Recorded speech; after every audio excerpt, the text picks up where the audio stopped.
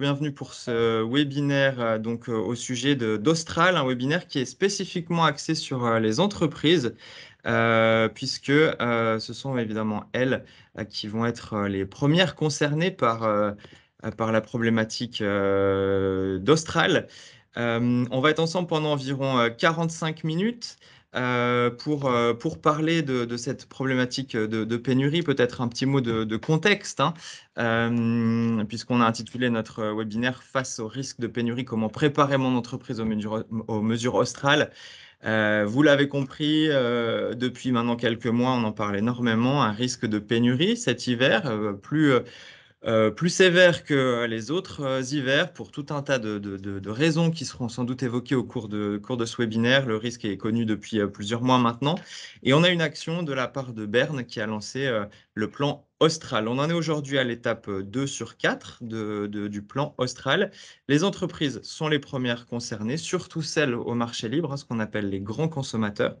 Alors, on a déjà fait un premier webinaire en juin dernier sur le sujet. C'est un petit peu la suite qu'on propose ici. Le webinaire de la dernière fois était un petit peu plus large. Il concernait aussi la hausse des prix. Cette fois, on axe véritablement sur Austral et véritablement sur les entreprises. Pour ça, on a deux intervenants. D'une part, Stéphane Detwiller, qui est ingénieur d'exploitation chez Romand Énergie, qui va nous parler de l'impact d'Austral sur le réseau en tant que tel et puis sur le distributeur d'électricité que nous sommes. Et puis, Laurent Minot, qui est responsable du segment entreprise, que vous connaissez maintenant si vous avez suivi un petit peu nos webinaires, puisque c'est une personne récurrente, qui va pouvoir nous parler eh bien, des conseils sur la préparation à Austral pour les entreprises.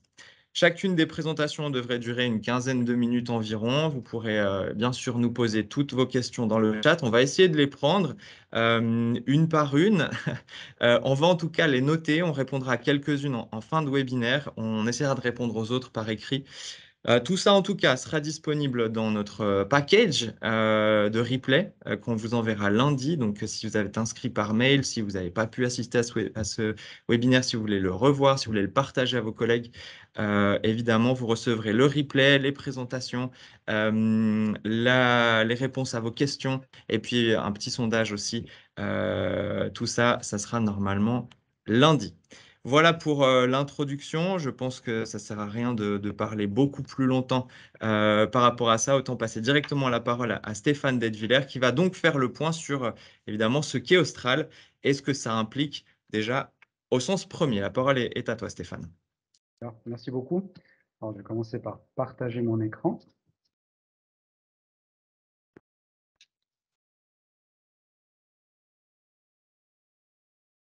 Tac. Alors, est-ce que vous voyez tous ma présentation pour commencer? A priori, oui. Moi, de mon côté, je ne sais pas si quelqu'un veut mettre un petit pouce dans le chat voilà, c'est bon, on a un pouce qui s'est levé, c'est l'essentiel. Super. Alors, bienvenue à tous. Je me présenterai brièvement, mais Martin l'a déjà fait. Donc, Stéphane Detwiller, je suis ingénieur d'exploitation. Donc, moi, mon rôle, c'est plutôt de m'axer sur la partie technique d'Austral au sein de Romand Énergie. Donc, dans le cadre de cette présentation, je commence par refaire un petit peu un rappel du plan Austral. Comme vous le savez sans doute, il y a 4 niveaux de disponibilité, donc 4 niveaux du plan Austral. On a le niveau 1, le niveau dans lequel nous sommes actuellement, même si le Conseil fédéral a déjà émis quelques mesures d'économie et quelques recommandations. On a un niveau 2 qui est finalement une mise en alerte d'Austral et aussi une communication, je dirais, un peu plus large du Conseil fédéral pour inciter le grand public à économiser l'électricité sur une base volontaire, encore à ce niveau-là.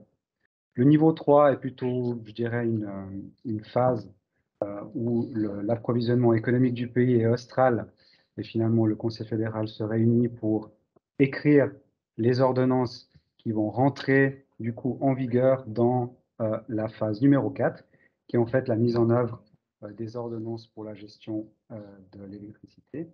Donc là, c'est là qu'on rentre vraiment dans la partie, je dirais, un peu plus difficile du plan austral. Donc, toujours dans ce rappel du plan austral, on voit qu'on a différents niveaux. Donc, comme je vous l'ai expliqué, le niveau 2 est un appel volontaire à l'économie d'énergie. Donc, c'est sur une base facultative qui se concentre sur tous les consommateurs. Il n'y a aucune exception. Le premier, donc là, si on passe au niveau 4, qui est le dernier niveau avec vraiment le plan austral, comme sans doute vous le connaissez plus, la première mesure est en fait une interdiction, une restriction à la consommation. Donc là, le GRD, donc Remont d'énergie, et les différents gestionnaires de réseau ne rentrent pas encore en matière dans ce niveau-là. Donc là, c'est par exemple une limitation des saunas, des installations de climatisation, escalators, etc. Et finalement, on passe sur les deux dernières phases du plan austral, qui est le contingentement immédiat, ainsi que le délestage cyclique, qu'on appelle aussi le délestage tournant, ou coupure tournante. Donc, là, on peut voir en fait le niveau d'économie pour chaque partie. Donc, pour un appel à économiser, on est aux alentours de 5%. Si on rajoute des restrictions, on rajoute 10% d'économie. Si on part sur un contingentement immédiat ou un contingentement sur la forme standard, on rajoute 5 à 15%. Et si on part sur le délestage du réseau, on a un maximum de 50%. Pour le contingentement, ce qu'il faut savoir, c'est qu'on se base sur la consommation des 12 derniers mois. Pardon. Donc là, j'ai mis deux exemples. Si on a un contingentement en novembre 2022, ma période de référence de consommation sera 2021 et le mois de référence sera novembre 2021. Si pour le deuxième exemple, un contingentement devrait arriver en 2023, donc là j'ai pris mars 2023, la période de référence de consommation sera 2022 et le mois de référence sera mars 2022. Donc comme vous pouvez le voir, nous, en tant que gestionnaire de réseau, on rentre en jeu uniquement pour le contingentement sous sa forme standard et le délestage cyclique. Donc, d'un point de vue organisationnel, ce qu'il faut savoir, c'est qu'en tant que gestionnaire de réseau, on n'a pas finalement notre mot à dire sur le contenu des ordonnances. Le contenu des ordonnances est annoncé par le Conseil fédéral avec une conférence de presse qui finalement après va distribuer ces informations aux différents organes qu'on peut voir ici. Donc on part vraiment du Conseil fédéral, on descend après à l'approvisionnement économique du pays. Donc là, ils sont responsables pour déterminer ces mesures de gestion réglementées. Et après, on passe sur la partie australe, qui fait finalement partie de l'association des électriciens, qui en fait a une commission australe qui là est responsable de mettre en fait à l'exécution les mesures de gestion réglementée. Et sous en fait la commission australe, c'est là que nous en tant que GRD on agit avec une communication bien sûr avec les états-majors de services d'urgence, qu'ils soient cantonaux, régionaux ou locaux, et finalement le consommateur final qui sera impacté par cette gestion de la demande. Mais on a aussi une gestion de l'offre qui, elle, est faite par Swissgrid et Austral.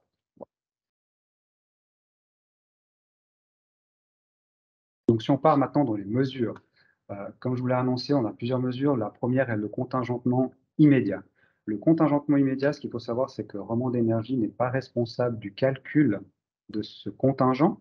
Ça veut dire qu'il sera demandé aux gros consommateurs, donc c'est la même règle, hein, c'est plus que 100 MWh, donc ça on le verra après. Il doit finalement, sur sa consommation normale et sur le taux de contingentement, définir son contingent, donc il doit le calculer. La période de contingentement, à contrario du contingentement immédiat, à contrario du contingentement standard, en fait, sera en fait basé sur une base journalière et non sur une base mensuelle. Les consommateurs doivent calculer, comme je l'ai répété, ce contingent de manière autonome sur la base finalement des mesures qui seront annoncées par le Conseil fédéral. Donc là, il y a plusieurs règles pour cette détermination. C'est bien sûr si vous avez une consommation propre qui est supérieure à 30 kVA, vous devez bien sûr la prendre en compte dans vos calculs. Vous pouvez vous baser finalement sur votre consommation mensuelle qui figure dans votre facture et finalement on va déduire la consommation journalière en prenant le nombre de jours de travail effectif que vous réalisez. Et après, on a plusieurs règles aussi, qui est en fait cette règle de 5%. Si vous avez par exemple eu une augmentation de plus de 5% de votre consommation, donc là, vous devez prendre une série de mesures pour adapter votre calcul. Donc là, vous avez un petit peu toutes les informations. Bien entendu, on demande aussi de prendre en compte un effet saisonnier, bien sûr. Donc, si c'est en hiver, on peut raisonnablement dire que la consommation sera plus élevée, mais aussi de prendre en compte vos intervalles de révision et de maintenance. Donc cette réflexion peut aussi avoir lieu en partenariat, du coup, avec un conseil, avec le GRD et aussi Austral, bien entendu. Si on part maintenant sur le contingentement que j'appelle standard, on a ici en fait la chaîne de décision et de mise en exécution. Donc, comme je vous l'ai dit, le Conseil fédéral avec l'AEP et Austral définissent cette ordonnance pour le contingentement. Ça veut dire que nous, en tant que GRD, ici, dans la deuxième partie, on doit calculer le contingent d'électricité. Voilà. Ça veut dire que Remont d'énergie identifie les clients qui sont concernés, on calcule le contingent, on est responsable de vous informer par courrier recommandé du début du contingentement et aussi de combien votre consommation a été finalement réduite, combien vous avez le droit de consommer pour un mois. Voilà. Donc, pour ça, on vous envoie une série d'informations comme l'emplacement et le point de mesure, la durée de la période de contingentement, la période de référence qu'on a pris pour faire ce calcul, le taux de contingentement, et aussi on vous donne une information qui est là du coup relative par rapport aux sanctions en cas de non-respect du contingent attribué. Ce qu'il faut savoir, c'est que Remont d'énergie, s'il détermine qu'un grand consommateur n'a pas respecté le contingent, nous sommes obligés, c'est notre mandat avec Austral, de faire une dénonciation ou à l'approvisionnement économique du pays. Et après, toutes les sanctions seront décidées par l'AEP et Austral et ne sont pas décidées par le gestionnaire de réseau. C'est-à-dire que nous, on ne rentre pas en matière dans la prise de décision sur d'éventuelles sanctions. Ce qu'il faut savoir, c'est que vous avez peut-être vu, il y a une série de grands consommateurs, de catégories de grands consommateurs. Donc actuellement, aucune dérogation n'est prévue pour ces grands consommateurs. Ça veut dire que tous les consommateurs que vous voyez ici seront soumis au même taux de contingentement. Voilà. Pour ce contingentement, on avait aussi une partie qui peut toucher des clients multisites, qui en fait ont une seule identité, mais avec plusieurs points de mesure qui seront soumis au contingentement. Donc il y avait eu précédemment une approche qu'on appelle plusieurs gestionnaires de réseau. Donc si on prend par exemple un consommateur qui a des sites sur la zone de desserte groupée, Remont d'énergie ou d'autres distributeurs, c'était finalement de regrouper ces gros consommateurs. Donc, ce qu'il faut savoir, c'est qu'actuellement, cette approche est suspendue par Austral. Ça veut dire qu'actuellement, les demandes pour cette approche client multisite, plusieurs gestionnaires de réseau, n'est plus valable actuellement. Par contre, il y a une autre approche qui est toujours envisageable, c'est le client multisite local. C'est en fait de regrouper finalement tous vos points de mesure qui sont soumis au contingentement sur un seul GRD. Ça veut dire que vous communiquez avec le gestionnaire de réseau de distribution et vous leur communiquez finalement quels sont les points de mesure que vous avez identifiés qui sont finalement sous Remont d'énergie, pour notre cas. Et là, ce qu'on fait, c'est qu'on va regrouper toutes les consommations dans un volume total et on contingente la totalité de ce volume et on ne contingente pas par compteur, ce qui vous permet d'avoir une certaine flexibilité. Cette demande, c'est très important, doit vraiment passer par le gestionnaire de réseau et ne passe pas par l'AEP et Austral. Si on passe maintenant à la partie du délestage tournant, donc ce qu'il faut savoir et comment le réseau en Suisse est organisé actuellement, on a un réseau qui est la très haute tension, avec la production et le réseau de transport qui est géré par Swissgrid. Après, on a des postes de transformation, on va passer sur la partie qu'on appelle suprarégionale et régionale, donc c'est la partie gestionnaire de réseau de distribution, toujours en haute tension. Et après, avec une autre phase de transformation, on va passer en fait sur une partie qu'on appelle moyenne tension et basse tension. Ce qu'il faut savoir, c'est que le délestage tournant chez Remont d'énergie est fait directement au poste de couplage moyenne tension. Ça veut dire que, comme vous pouvez le voir sur les images, on va ouvrir les artères moyenne tension directement au poste de moyenne tension de Remont d'énergie. Quel est le rôle du GRD finalement pour ce délestage? Donc on a deux phases. On a une phase qui est une phase de préparation des plans de délestage. Ça veut dire qu'on va prendre un petit peu toutes les inputs qui arrivent. On va prendre en compte les éventuelles dérogations, par exemple. on va adapter notre plan de délestage pour qu'il corresponde déjà au mandat austral, donc à ce qu'on doit fournir pour Austral, mais aussi en prenant en compte les éventuelles dérogations qu'on reçoit de grands consommateurs ou de sites qui sont au bénéfice d'une dérogation, par exemple les hôpitaux. Donc, nous, ce qu'on fait, c'est qu'on prépare ces plans, on prépare les outils nécessaires à faire le délestage, et finalement, on attend la publication de l'ordonnance du Conseil fédéral, si elle arrive, bien entendu, pour finalement commencer le délestage. Donc là, on met en application notre plan, et pendant cette phase de délestage, on assure bien sûr le bon déroulement de ce délestage, donc c'est-à-dire qu'il corresponde finalement à ce que Austral nous demande, et on garantit aussi bien sûr le dépannage pour résoudre les éventuelles pannes qu'on a sur le réseau. Sur la partie droite de cette présentation, vous pouvez voir les deux phases de délestage. Donc, on a une réduction qui est de 33% ou de 50%.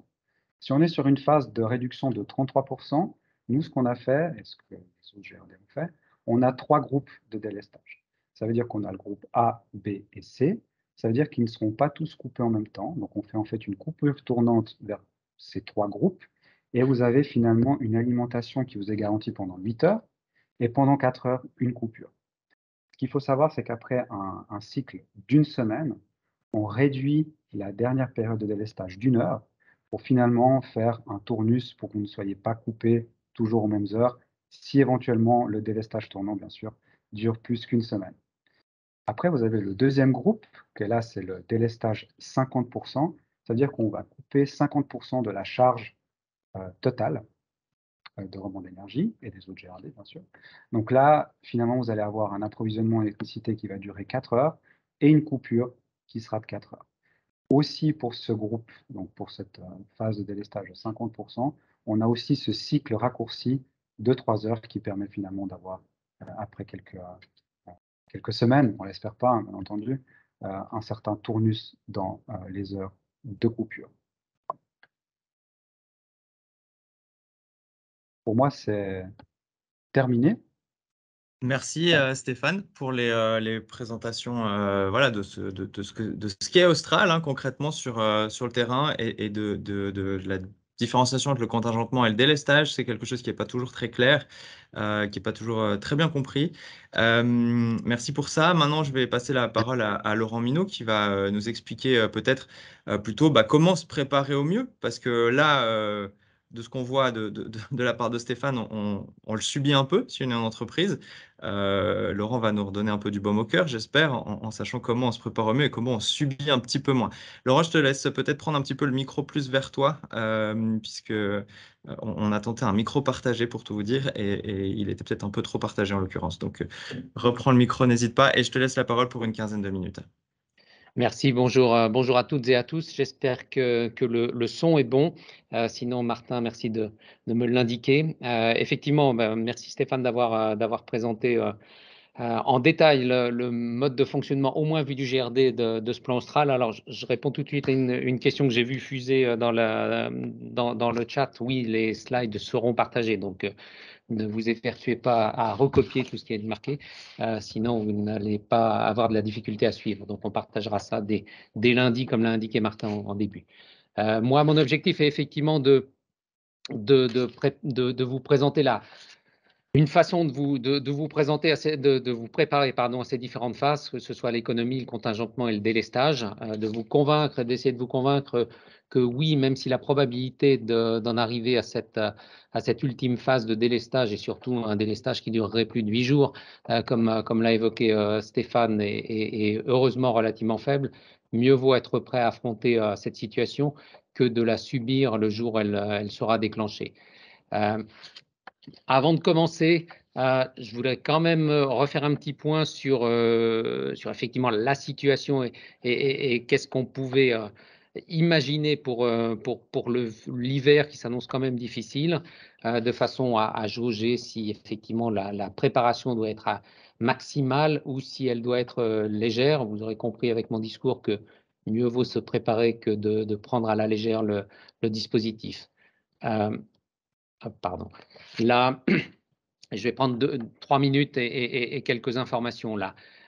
la pénurie, elle viendra d'un déficit entre la consommation et la production. Et si on regarde, si on essaye de factualiser, la consommation, elle est avant tout drivée par la situation économique, qui est relativement bonne encore en Suisse et en Europe, par une éventuelle impact de la hausse des prix sur certaines industries. On voit assez peu encore en Suisse, mais dans le reste de l'Europe, un certain nombre d'industriels fermer leurs lignes parce que leur coût de production ne supporte plus les coûts d'électricité ou coûts d'énergie. Donc là, ça entraîne, on va dire, mécaniquement une baisse de la demande. C'est bon pour la diminution du risque de pénurie, c'est moins bon pour l'économie, je le reconnais.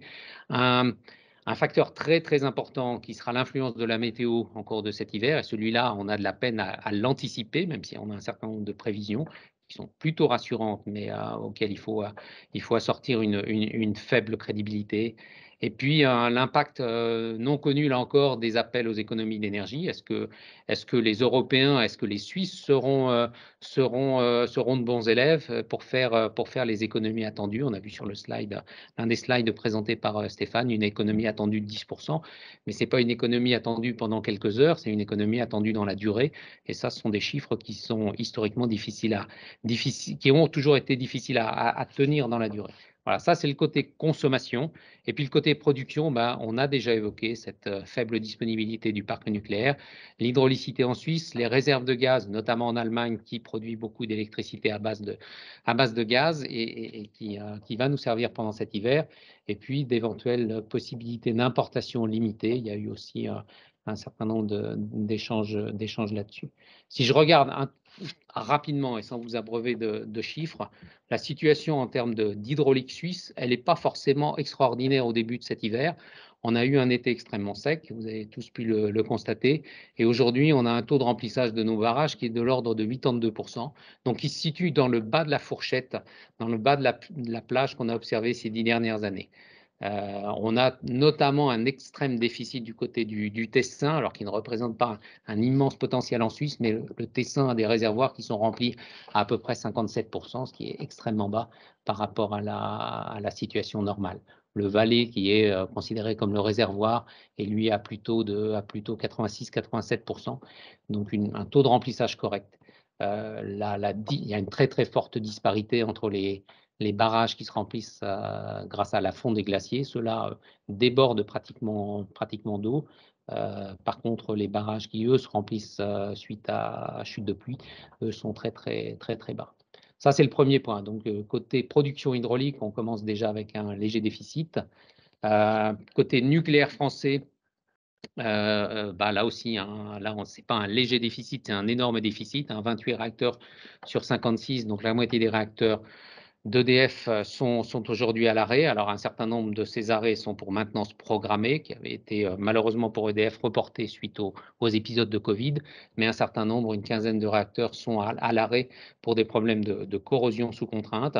On voit sur la courbe, donc la courbe en orange, en bas à gauche, la disponibilité en termes de gigawatts, donc de capacité de production, elle est extrêmement, extrêmement basse par rapport à des années normales, même par rapport à 2020 qui n'avait déjà pas été une très très bonne année. On est très en dessous de la capacité de production maximale et on sait que l'Europe a besoin d'un maximum de ces réacteurs pour fonctionner, pour pouvoir passer l'hiver. Alors EDF se veut rassurant quant à sa capacité à redémarrer d'ici la fin de l'hiver, et pas le début de l'hiver, attention, d'ici la fin de l'hiver, l'ensemble de ces réacteurs. Ils ont mis en place et communiqué un plan probablement, on va dire, réaliste mais ambitieux. Le souci dans ce genre de situation, c'est qu'en général, on peut faire face à des aléas de redémarrage et donc plus que des aléas de redémarrage anticipé. Donc, on peut craindre qu'on n'ait pas quand même la totalité des réacteurs d'ici la fin de l'hiver. Le troisième point, c'est l'état des stocks de gaz dans toute l'Europe, mais notamment en Allemagne, qu'on surveille de près. Donc aujourd'hui, l'Allemagne est à peu près à 90% de stocks de gaz. Le problème, c'est que ces stocks ne lui permettent pas de tenir l'entier de l'hiver. Pour passer l'hiver, l'Allemagne a besoin d'un flux constant de gaz qui remplit des réservoirs qui vont se vider rapidement du fait de l'utilisation du chauffage. On a un ratio stock sur consommation d'à peu près 22%. Donc ça vous donne une idée du délai auquel on épuiserait rapidement ces stocks. Et le problème aujourd'hui vient du fait que les pipelines, les gazoducs en provenance de Russie, qui alimentent encore massivement, enfin sur laquelle l'Allemagne compte massivement, ne transportent plus beaucoup de molécules de méthane, avec l'arrêt de Nord Stream 1, qui, sous prétexte d'une maintenance, n'a toujours pas redémarré. Donc là aussi, on a un petit souci en termes de capacité de production de gaz de nos amis allemands.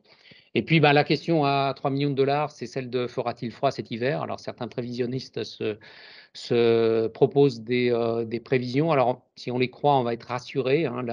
La probabilité qu'on ait un hiver chaud est plutôt plus élevée que celle d'un hiver froid, que ce soit les Suisses à gauche qui estiment à 45% la probabilité d'un hiver plus chaud que la normale, ou les Français qui, eux, sont plutôt à 50%.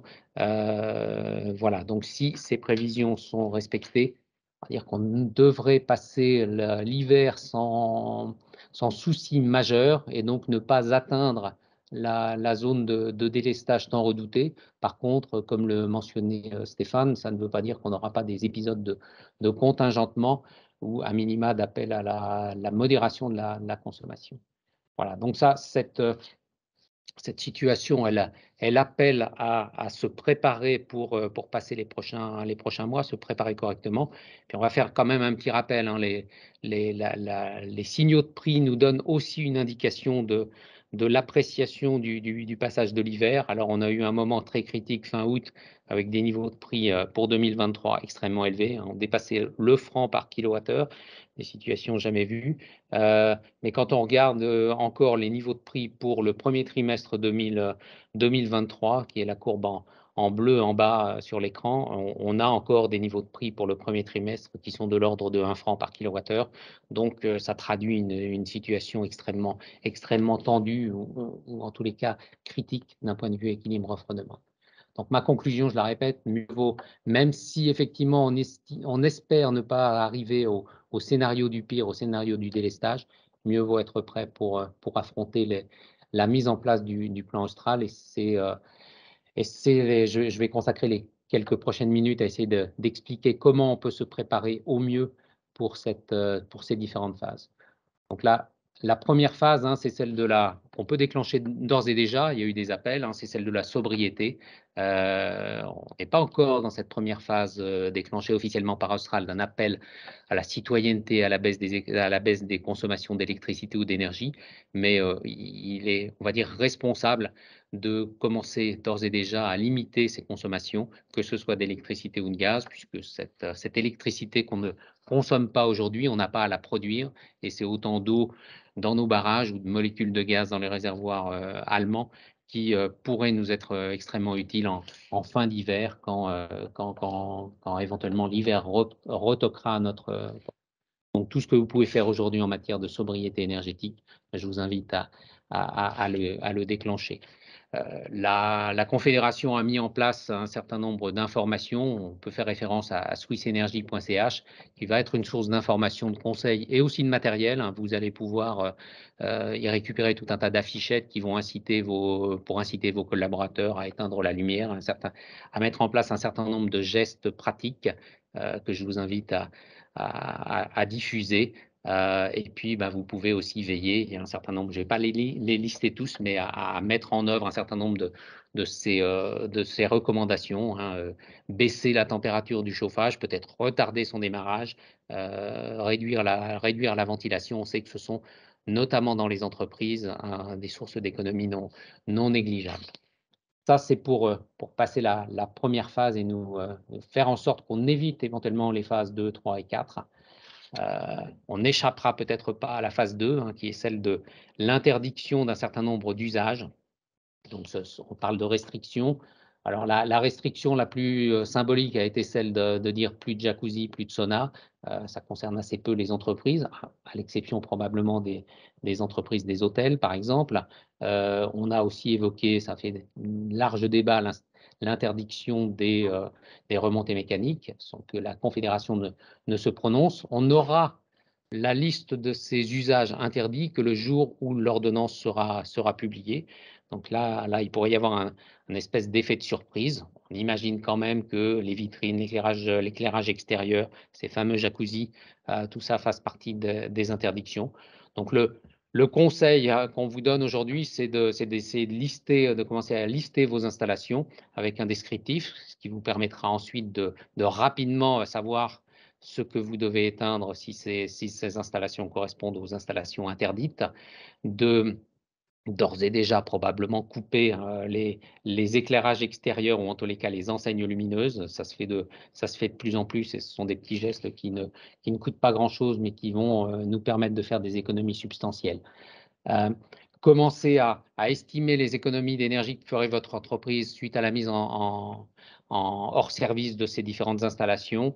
Ne pas oublier quand on rédige son plan d'attribuer les responsabilités à qui va faire quoi. Ça va vous permettre de passer le mieux possible cette phase 2 de la restriction d'utilisation.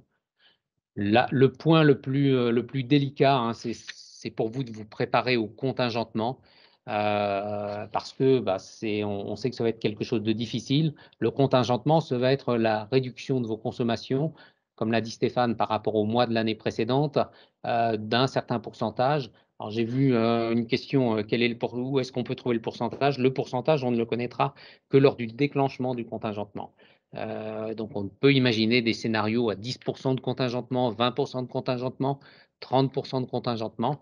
Le 100% de contingentement, c'est le délestage. Donc, voilà, il va vous falloir vous préparer à être en mesure de réduire vos consommations pendant une durée qui sera d'un mois d'un certain pourcentage. Vous avez la liberté de vous organiser. Vous pouvez, si on était dans le cas hypothétique d'un contingentement à 50%, de fonctionner les 15 premiers jours et de vous arrêter totalement les 15 derniers jours, ou de réduire de 50% votre fonctionnement chaque jour. Vous avez la totale liberté de vous organiser comme bon vous semble. Selon nous, la meilleure façon de se préparer à cette phase, c'est là encore de lister l'ensemble des points de consommation, essayer d'en estimer l'impact sur votre courbe de charge, sur votre consommation totale.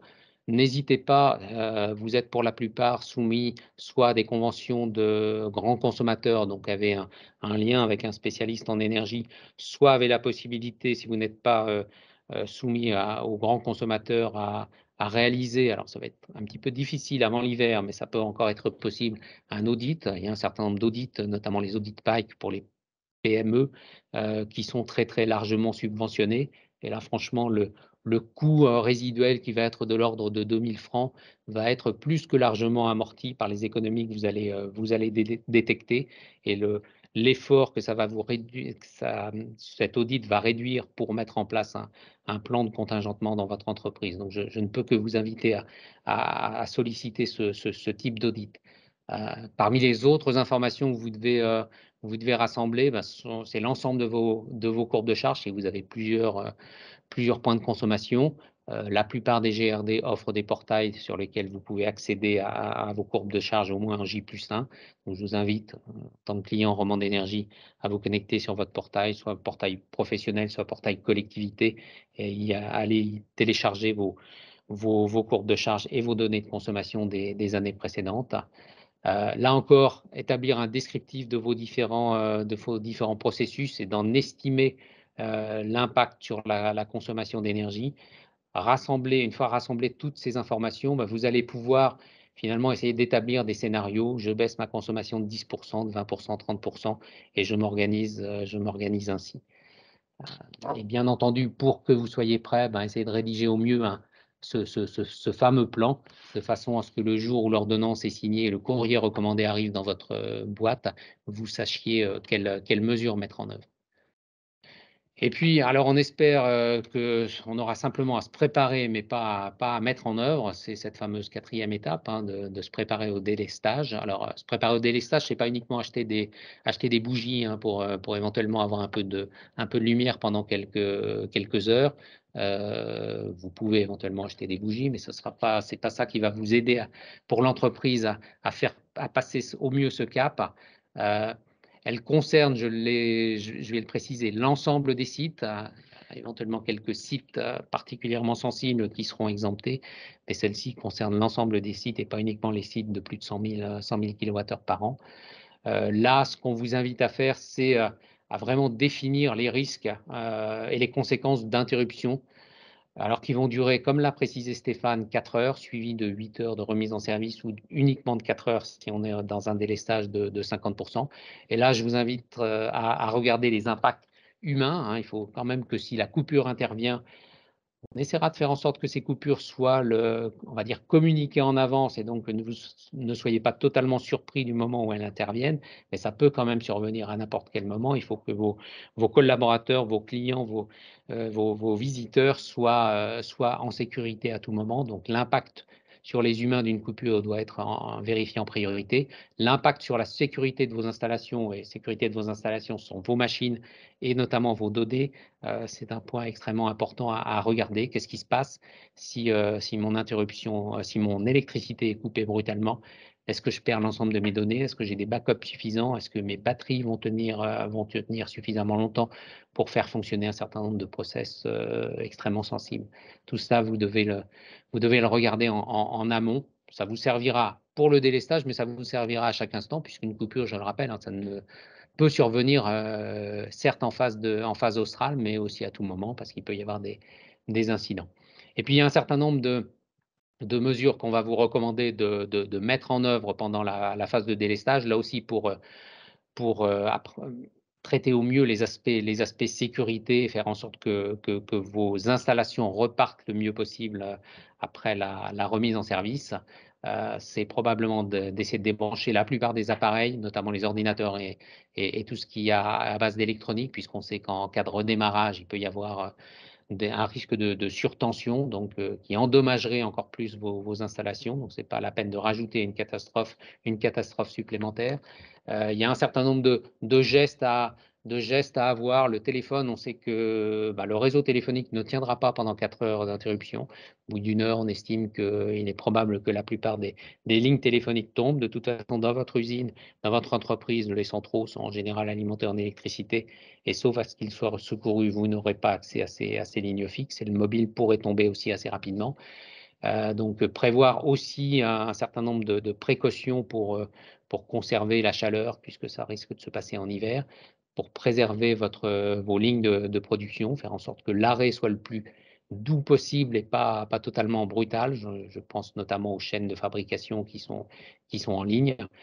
Ça, ce sont des choses normalement qui sont d'ores et déjà prévues dans vos plans de continuité, et que je vous invite à remettre à jour. Et puis le dernier point sur lequel j'ai insisté, c'est toujours cette sécurité de vos collaborateurs. En cas d'arrêt, il faut veiller à ce que les alarmes soient toujours en mode de fonctionnement, ou en tous les cas que les voies d'issue, les voies de dégagement soient libres, de façon à ce que, là encore, on n'ajoute pas un drame à une situation déjà délicate. Pour conclure, parce que je pense que le temps qui m'était imparti est déjà plus ou moins dépassé, les risques de pénurie cet hiver restent élevés, restent suffisamment élevés pour envisager de déclencher au moins les toutes premières phases du plan austral. Donc il est impératif pour vous de vous préparer. La première des mesures à mettre en œuvre, c'est d'économiser dès aujourd'hui gaz et électricité. Ça va nous permettre de passer la fin de l'hiver, ça fait faire des économies compte tenu des prix auxquels cette électricité et ce gaz sont vendus actuellement. D'identifier les appareils chez vous qui sont susceptibles d'être interdits, ça vous évitera d'avoir à faire ça dans l'urgence. Préparer un plan avec plusieurs scénarios de diminution de consommation pour passer au mieux le contingentement. Et puis, vous préparez quand même à faire en sorte qu'un délestage soit sans conséquences majeures sur votre entreprise et sur vos employés, en analysant l'impact d'une coupure rapide. Voilà. Ce faisant, vous investissez dans l'avenir. C'est pas quelque chose qui ne va plus être utile. On parle quand même d'une situation énergétique perturbée pendant quelques années encore. Mais deux, vous allez rendre votre activité nettement plus résiliente, et finalement, vous allez décarboner votre activité en réduisant vos consommations. Merci. Voilà. La conclusion, c'est soyez préparés. Merci Laurent, désolé pour cette coupure de dernière minute. Le temps était effectivement très largement dépassé, mais je pense que ça méritait de dépasser ce temps parce que ça a dû répondre à passablement de questions que j'ai pu voir passer dans le chat. On va en prendre quelques-unes maintenant. Évidemment, il y en a passablement. On ne pourra pas tout y répondre à l'oral. Je vois qu'il y a encore quelques mains qui se lèvent. Pour rappel, on ne répondra pas à des questions orales, hein. Donc vous pouvez les poser directement dans le chat. On ne le fait pas simplement pour des questions de qualité de diffusion parce qu'on risquerait de ne pas s'entendre si tout le monde devait poser une question à l'oral. Des premières questions qui concernent peut-être tout d'abord la première partie de Stéphane. On en a quelques-unes qui sont sorties. Est-ce que vous prenez en compte si l'entreprise est déjà bon élève en matière d'économie d'électricité lorsqu'il s'agit du contingentement? C'est une question qui est revenue plusieurs fois, ça, des gens, des entreprises qui ont fait beaucoup d'efforts et qui se demandent si, même s'ils ont fait ces efforts, est-ce qu'ils vont être victimes de ce contingentement? Contingentement, venant d'Austral, encore une fois, hein, donc je vais garder une passe au mot à dire, c'est très clair. Si vous avez un contrat qui est au marché dérégulé ou que vous avez dépassé une consommation de 100 000 kWh sur l'année de référence, vous êtes soumis au contingentement. Peu importe donc les efforts qui ont été faits précédemment, c'est une photo à un instant T. C'est-à-dire que nous, on va regarder en fait le soutirage qui a été fait par finalement ce pod, si vous voulez, ou les différents pods, et on va analyser finalement s'ils ont dépassé les 100 000 kWh ou si alors vous êtes soumis au marché dérégulé.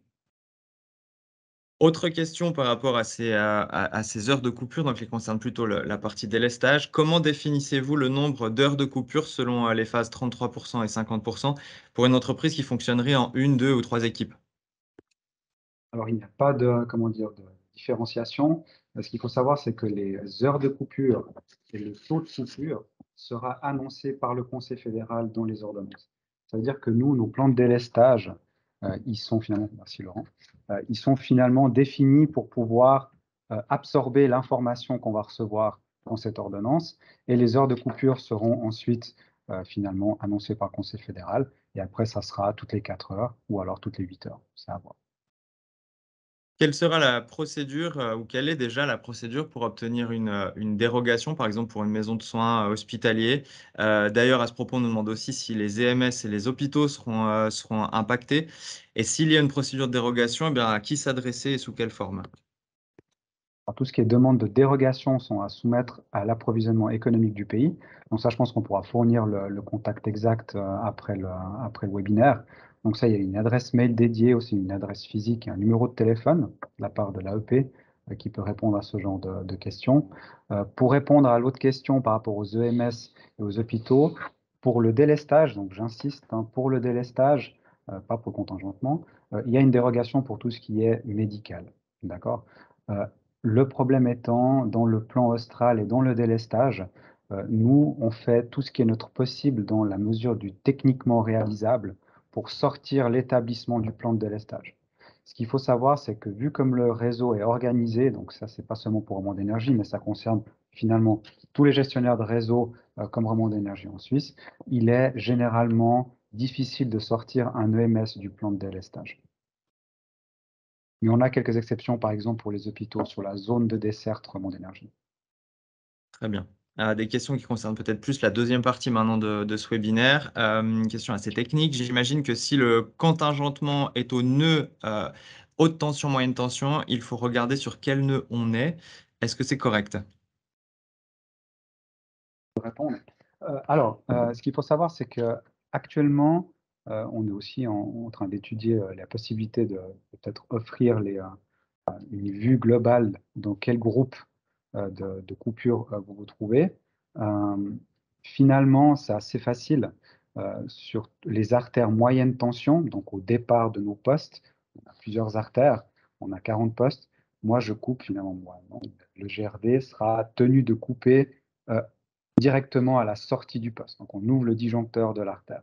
Donc, finalement, si c'est possible, si vous avez par exemple plusieurs sites sur une zone de desserte Remond d'énergie, donc là, je vous invite à prendre contact du coup avec nous et on peut déjà définir dans quelle zone, dans quel groupe vous allez être. On ne peut pas vous donner les heures, bien entendu, mais on peut vous dire par exemple tel site sera coupé avec tel site en même temps. Bon. Ça, c'est possible. Très bien. Autre question plus terre à terre, mais qui est ressortie plusieurs fois dans le chat. C'est la question de savoir s'il est autorisé de faire fonctionner un groupe électrogène ou un autre moyen de production pour finalement pallier un petit peu soit au contingentement, soit au délestage. Alors, actuellement, il est possible d'utiliser des groupes électrogènes. Ce qu'il faut savoir, c'est qu'il y a une série de lois et aussi de conditions de raccordement à respecter. Voilà. Donc, il y a une série de lois qui sont plutôt du point de vue cantonal, du coup, à respecter. Par exemple, une durée de fonctionnement limite qui est actuellement définie aux alentours de 50 heures, voilà, pour les groupes de secours. Après, il y a aussi tout ce qui est la partie technique, raccordement au réseau de distribution. Il peut savoir qu'il peut aussi y avoir un refoulement. Donc là, en fait, ce qu'il faut faire, c'est une demande de raccordement technique au gestionnaire de réseau de distribution. Et nous, après, avec les équipes d'infrastructure, on va analyser cette demande et finalement, on pourra dire si c'est possible ou pas d'installer les groupes et de les faire fonctionner selon comment dire, votre plan prévu. Voilà. Je pense que Une question maintenant définitivement pour Laurent, puisqu'il n'y en a pas eu finalement jusqu'à maintenant. Est-ce que Romand Énergie offre un service de préparation aux entreprises? Et si oui, comment cela se passe-t-il? Parce que voilà, c'est vrai que c'est important de se préparer à Austral. Quand on est déjà dans la problématique Austral, c'est vers Stéphane qu'on se tourne. Mais avant, c'est vers Laurent. J'avais cru que la question terre à terre m'était destinée, mais non. Oui, est-ce que Roman d'énergie offre une... oui, nous pouvons vous accompagner pour vous préparer. Alors, je ne vais pas cacher qu'on on manque aussi cruellement de ressources, donc on a encore des capacités, mais elles sont limitées. C'est pour ça aussi qu'on essaye de vous partager un certain nombre de, entre guillemets, trucs et astuces de façon à ce que vous puissiez aussi vous-même commencer à vous préparer. Mais oui, nous avons la possibilité d'accompagner un certain nombre d'entre vous, sachant que cette préparation, elle nécessite aussi une implication de votre part, puisqu'on va toucher au mode de fonctionnement de votre entreprise, et seul, on peut vous aider à identifier les points gros consommateurs, essayer d'identifier quelques stratégies, mais in fine, celui qui sait le mieux comment son entreprise peut fonctionner, c'est quand même le chef d'entreprise. Est-ce qu'on arrive à donner peut-être le point de contact pour les personnes qui voudraient Alors, rentrer en contact avec nous? le point de contact, on a un mail générique qui est entreprise avec un S @romande-energie.ch, sur lequel vous pouvez nous envoyer un message et on vous répondra très très rapidement. Et on reprécisera ces informations dans le kit qu'on va vous envoyer dans les jours qui viennent. Lundi, plus précisément. Est-ce possible d'avoir un monitoring global lorsque nous avons plusieurs sites alimentés par le même GRD? Oui, alors comme j'ai le micro à côté de moi, je vais répondre à la place de Stéphane. Oui, sur un même GRD, on peut combiner plusieurs sites soumis à contingentement de façon à ce que éventuellement un site, on va dire, réalise l'essentiel des économies quand l'autre site fonctionne à plein régime. C'est possible. Dès lors que c'est sur un seul et même GRD. Et là encore, on fournira les informations à nous communiquer dans le pack que vous recevrez lundi. Prendre une dernière question, celle de Joël. C'est un rappel de choses qu'on a déjà dit. Donc, cela veut-il dire que nous ne serons pas informés individuellement des tranches horaires exactes des coupures? Donc là, peut-être de nouveau une nouvelle précision sur les questions de délestage et de l'information en amont de ce délestage. reprends le micro. Alors, ce qu'il faut savoir, c'est que nous, le début des heures de coupure, il n'est pas connu.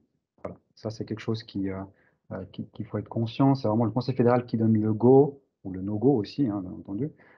Nous, ce qu'on fait aussi au sein de Romand d'énergie, et là, on est plutôt proactif, on essaie de lancer vraiment pour pouvoir vous informer de manière plus claire à quelle heure vous allez être coupé.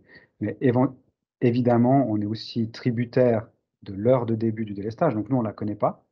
Donc c'est-à-dire qu'on doit aussi faire une mesure, on doit adapter une série de choses chez nous pour qu'on puisse vous fournir cette information. Donc ça, je pense, c'est en cours, notamment dans les équipes à Laurent. Donc c'est quelque chose qu'on espère arrivera prochainement. Voilà. Merci pour vos réponses. Merci pour cette dernière question. Il y en a encore dans le chat, hein, je les vois. On y répondra. Donc, il y en a notamment une question qui nous est posée sur la possibilité de revisionner ce webinaire, bien sûr. Il a été enregistré, il est toujours enregistré d'ailleurs. Il sera disponible avec les présentations, avec les questions auxquelles on n'a pas répondu, avec toutes les informations qu'il faut, les informations de contact. On vous envoie ça lundi dans la journée à toute personne qui s'est inscrite au mail et qui a prévu d'être là. Donc, vous pourrez partager ces informations.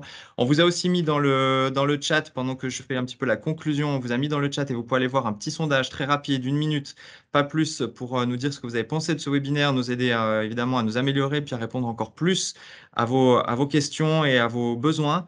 Si vous pouvez prendre une petite minute pour faire ce webinaire, ce sondage, c'est très sympathique de votre part. Qu'est-ce